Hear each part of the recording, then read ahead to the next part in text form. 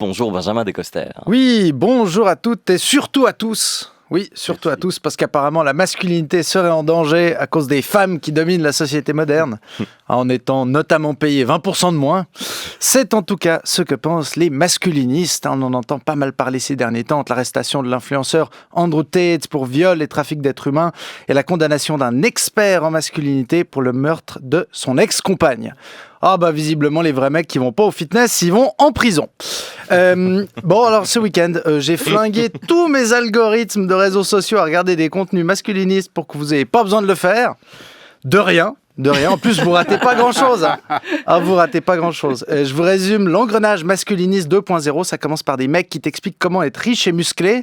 En gros, c'est des citations du Petit Prince en 2 exercices pour les biceps, là. Le tout sur une musique un peu épique. Puis après, c'est des mecs qui se plaignent d'être célibataires. Et du coup, il y a des mecs qui expliquent comment séduire des femmes. Puis après, il y a ceux qui décident de côté juste des prostituées. Puis à un moment, ils essaient de te vendre des crypto-monnaies, des compléments alimentaires et des théories du complot. C'est la magie d'Internet. Tu cherches des conseils pour épargner de l'argent. 1 heure après, tu finis par croire que la Terre est plate. Et voilà pourquoi on parle de galaxies masculinistes. Il y a plein de contenus différents qui gravitent. Et comme dans les autres galaxies, il y a surtout du vide. Autour de quelques mâles alpha qui sont surtout des gros bêtas. Non, mais je suis désolé. Joli. Blague de scientifique, un peu. Jeu de mots de scientifique, oui. carrément.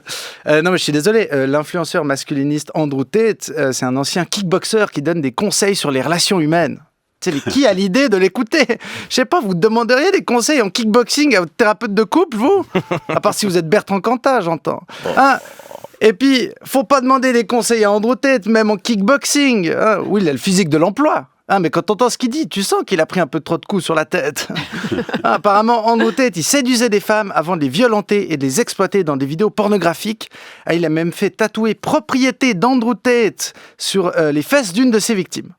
Je rappelle, il donnait des conseils sur les relations humaines. À la limite, il aurait pu faire éleveur de vaches d'errance, mais pas coach. Je crois qu'on peut le dire aux masculinistes, il n'y a pas besoin des femmes pour affaiblir les hommes. Vous y arrivez très bien tout seul. Tout ça parce que vous êtes fiers d'avoir un petit bout de corps caverneux en plus, là, 9 ou 13 cm selon l'humeur. Pas de quoi crier au miracle non plus. Ouais, je me distancie parce que beaucoup d'attitudes propres aux hommes sont un peu crades. Il y a qu'à lire le rapport publié lundi sur l'état des lieux du sexisme en France. Parmi les jeunes hommes de 21 à 35 ans, 21% considèrent qu'il faut rouler vite pour être un homme. Je comprends mieux vos démêlés avec la police vaudoise, Jonas.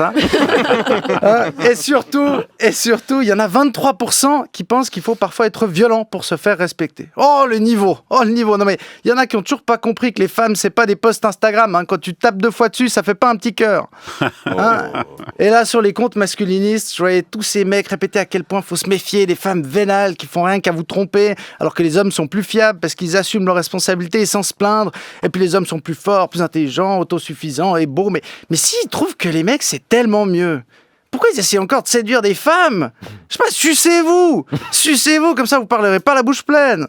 Bon après, je pense qu'il y a réellement des hommes en souffrance, parce qu'ils sont tombés sur la mauvaise personne. Ça peut arriver.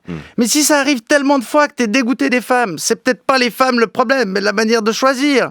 Alors du coup, ils se réfugient derrière les valeurs traditionnelles. Puis la femme idéale, ça devient celle qui est soumise, belle et très important, qui a jamais couché avec personne. Quel est l'intérêt?